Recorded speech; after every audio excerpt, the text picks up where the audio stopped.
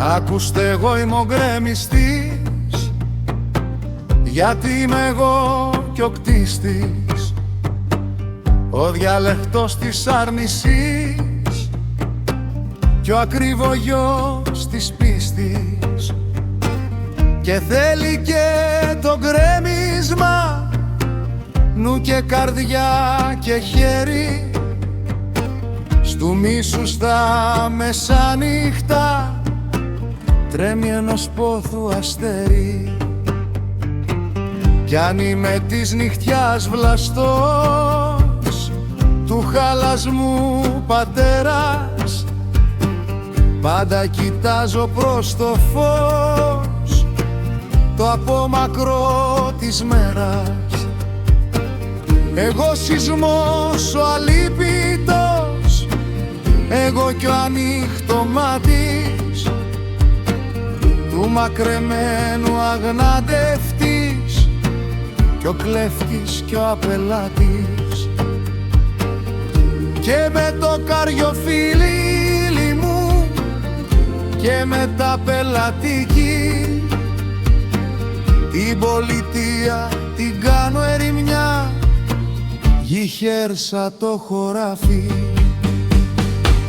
Καλλιοφυτρώστε αγριά γκαθιές και καλλιορλιάξτε λύκη, καλλιοφουσκώστε ποταμί και καλλιοανοίχτε τάφη, και δυναμίτη βρόντιξε και σιγοστάλαξε με,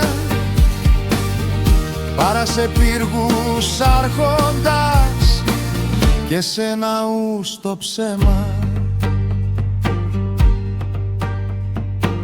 Των πρωτογέννητων καιρών η πλάση με τα γρήμια ξανάρχεται καλός να'ρθεί, γκρεμίζω την ασκήμια. Είμαι έναν ήμπορο παιδί που σκλαβωμένο το έχει, το δειλιασμα κι ολορωτά και μήτε ναι μήτε όχι. Δεν του αποκρίνεται κανείς και πάει κι όλο προσμένει, το λόγο που δεν έρχεται και μια ντροπή το δένει. Μα το τσεκούρι μόναχα στο χέρι σαν κρατήσω, και το τσεκούρι μου ψυχή με ένα θυμό περίσω.